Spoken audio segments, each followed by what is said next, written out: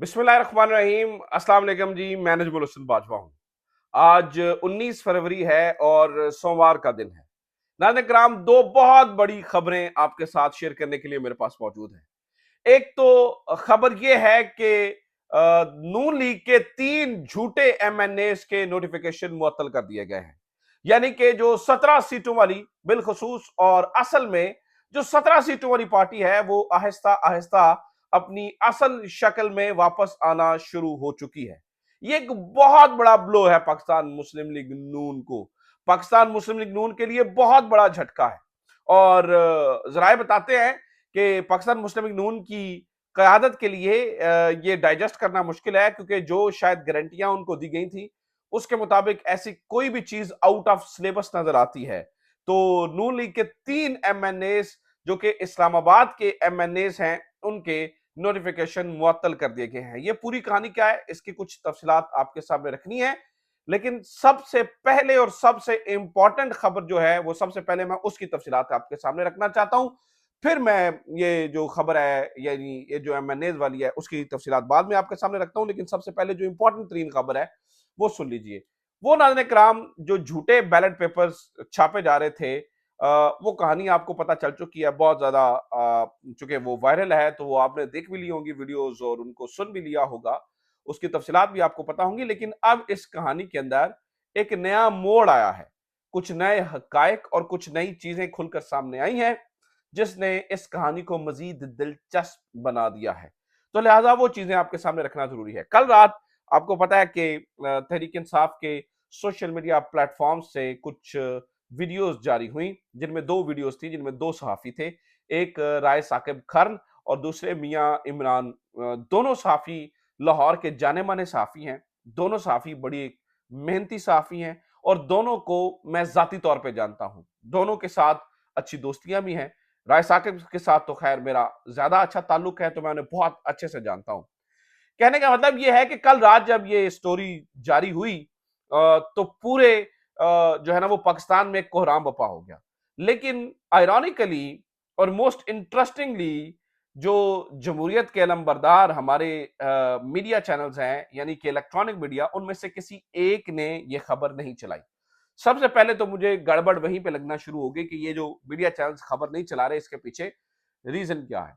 फिर हमने ये देखा कि पाकिस्तान मुस्लिम लीग नून जो है वो मुख्तलिफ हीले बहानों के साथ बड़े ही बेढंगे और बेतुके से सवालात उठा रही थी कि देखें ये तो 4 लाइनों वाला बैलेट पेपर है, असल पेपर तो 2 लाइनों वाला होता है, देखिए इसका रंग तो सफेद है, हालांकि इसका रंग तो सब्ज होता है।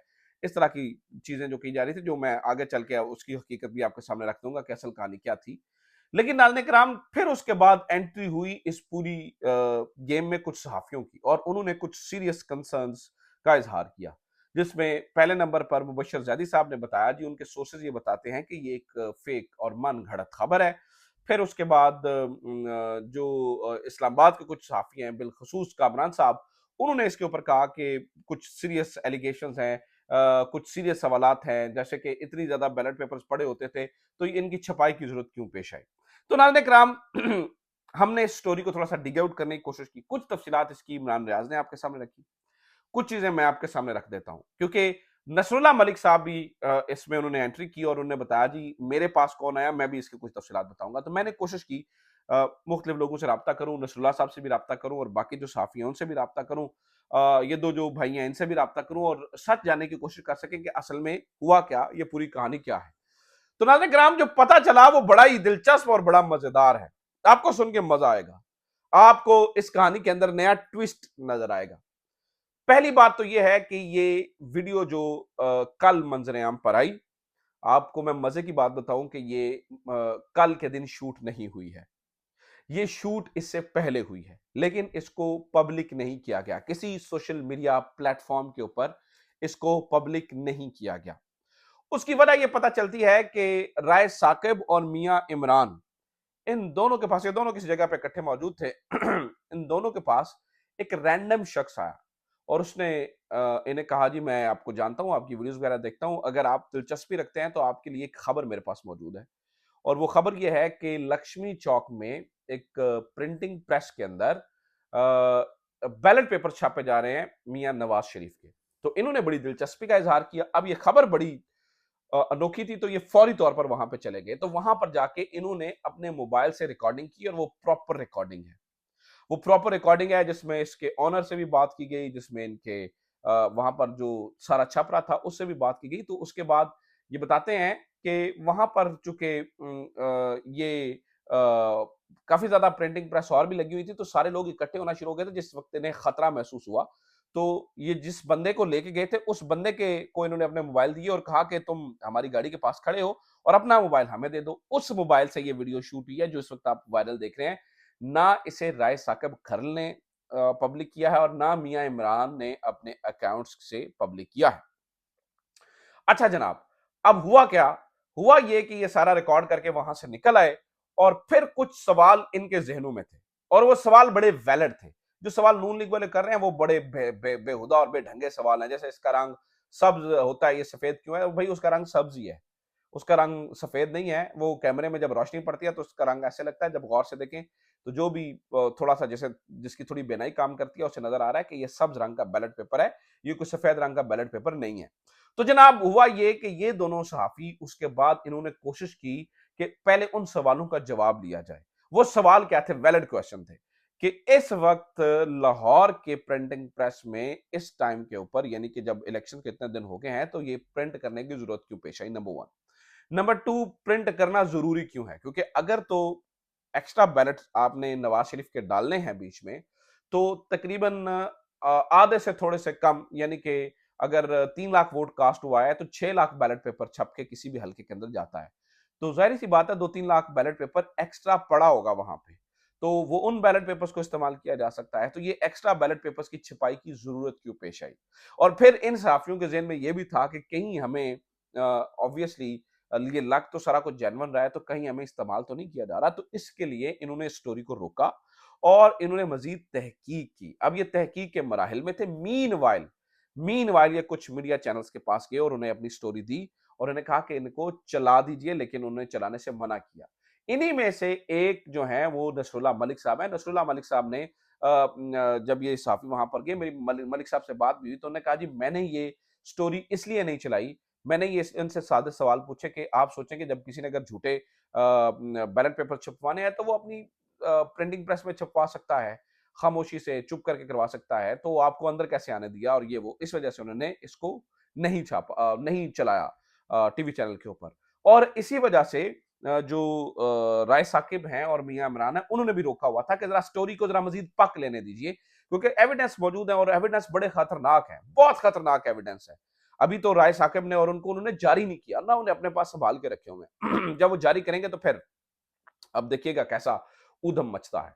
वो एविडेंस राय साकिब के पास भी मौजूद है, मियां इमरान के पास भी मौजूद है, लेकिन वो स्टोरी पे मजीद काम करना चाह रहे थे। अब मीनवाइल नाज़रीन किराम, पाकिस्तान तहरीक इंसाफ की सोशल मीडिया टीम ने कहीं से तलाश किया और तलाश करके वो यहाँ पे पहुंच गए। तो वो जिस शख्स के मोबाइल में राय साकिब ने और मियां इमरान ने वो वीडियो बनाई थी, उस शख्स के मोबाइल से ये वीडियो जारी होगी। इसके ज्यादातर हिस्सा मुझे पता है, स्टोरी को शायद आपको इमरान रियाज की स्टोरी से पता हो, लेकिन नाज़रीन किराम में जो मैं आपको जो खबर दे रहा हूं वो दूसरे पर्सपेक्टिव से दे रहा हूं। जब इन्होंने टीवी चैनल्स पे चलाने की कोशिश की तो उसको क्यों नहीं चलाने दिया गया? अब कहानी ये है नाज़रीन किराम, अब इस पूरी स्टोरी को ये कह के चलाया जा रहा है कि क्योंकि टीवी चैनल्स ने नहीं चलाया और ये सारी चीजें, इसलिए ये एक फेक और मन घड़त और प्लांटेड स्टोरी है जिसे पीटीआई ने प्लांट किया और अब उसके ऊपर मुख्तलिफ बातें हो रही हैं, जबकि हकीकत नाज़रीन किराम इससे मुख्तलिफ है। नंबर वन, जो वहां पे माहौल था वो ओरिजिनल था सब कुछ। नंबर टू, यार ये सवाल जैसे मलिक साहब ने पूछा और दूसरे टीवी चैनल्स के ऑनर्स पूछ रहे थे कि अगर उन्हें छापने थे तो कहीं छुप के छाप लेते। भाई वो छुप के ही छाप रहे थे। उन्होंने बाहर बोर्ड तो नहीं लगाया हुआ था कि यहां पर अंदर जो है ना वो मियां नवाज शरीफ के हलकों की बैलेट पेपर्स की छपाई का काम जारी है। वो छुप के ही काम हो रहा था और इसी तरह से होता है। उनके तो वहमो गुमान में भी नहीं था कि सहाफी यहां पे पहुंच जाएंगे। उनके वहमो गुमान में भी नहीं था कि सहाफी यहां पे पहुंच जाएंगे और पहुंच के ये काम करेंगे। वो तो चुप करके अपना खामोशी से जो है ना वो काम कर रहे थे। ये तो इनकी बहादुरी है कि यहां वहां पे पहुंच गए। और फिर इन सहाफियों ने जिम्मेदारी का मुजाहरा किया कि अभी उस खबर को रोका, लेकिन सोशल मीडिया के तहरीक इंसाफ के सोशल मीडिया के हाथ लग गई ये स्टोरी और उन्होंने इसको चढ़ा दिया। अब नाज़रीन किराम, ये झूठी स्टोरी नहीं है, स्टोरी ये सच्ची है, 100% सच्ची है। अब ये जो नई चीजें इसके अंदर एड अप हो रही हैं वो आप स्टोरी को मजीद पक्का करते चले जा रहे हैं। ठीक है, आप वैलिड क्वेश्चन किए जा सकते हैं, जर्नलिस्टिक क्वेश्चंस किए जा सकते हैं, और ये सहाफी, मैं इन्हें जानता हूं, ये क्रेडिबल जर्नलिस्ट है, ये उसका ठीक जवाब भी देंगे वक्त आने पे। जब ये अपना मौकफ देंगे, मैंने भी जानने की कोशिश की है, तो मुझे पता है इस टाइम थोड़ा सा हॉट वाटर्स में है, तो लेकिन सहाफी की जिंदगी में इस तरह की चीजें आती रहती हैं, तो ये इनके पास वैलिड सबूत मौजूद हैं और वैलिड जवाब हैं, वो मतलब कसर पूरी कर देंगे।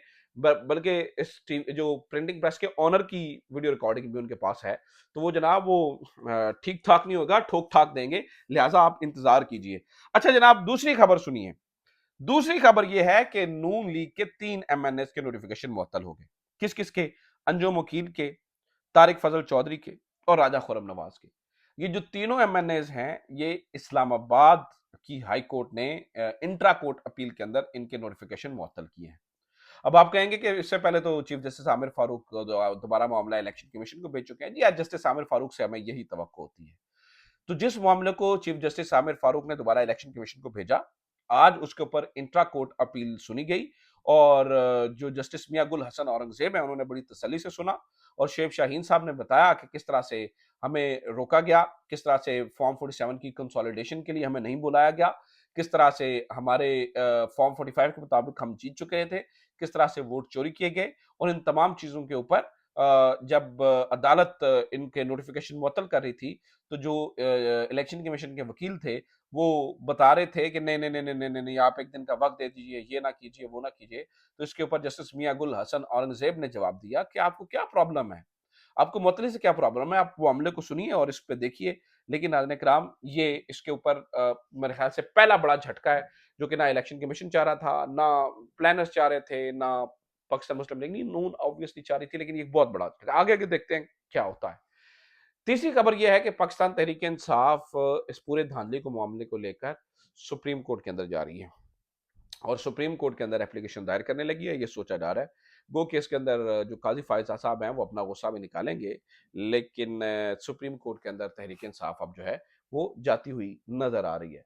अच्छा जनाब, और खबर सुनिए। और खबर यह है कि पाकिस्तान तहरीक इंसाफ ने आज इल्हाक कर लिया है सुन्नी इत्तेहाद कौंसिल से, और सबसे अच्छी बात यह है कि इलामा राजा नासिर अब्बास साथ बैठे थे, यानी कि MWM और सुन्नी इत्तेहाद कौंसिल ये साथ साथ बैठे थे। वो जो एक तफरका डालना चाहते थे, शिया सुन्नी लड़ाई करवाना चाहते थे, जिन्हें मौका मिल गया था, आज उन सबको मुंह तोड़ जवाब दिया गया है। शिया सुन्नी भाई भाई का आज हमने वो एक अमली मजहर देखा। तो मजहब को इस तरह से, जिस तरह से सियासत में इस्तेमाल किया जाता है, ये नहीं होना चाहिए, और मैं इसके सख्त खिलाफ हूँ कि हमने अब वो, मैंने रात भी बताया कि किस तरह से प्रोपेगेंडा किया गया और ये सारी चीज़ें की गई।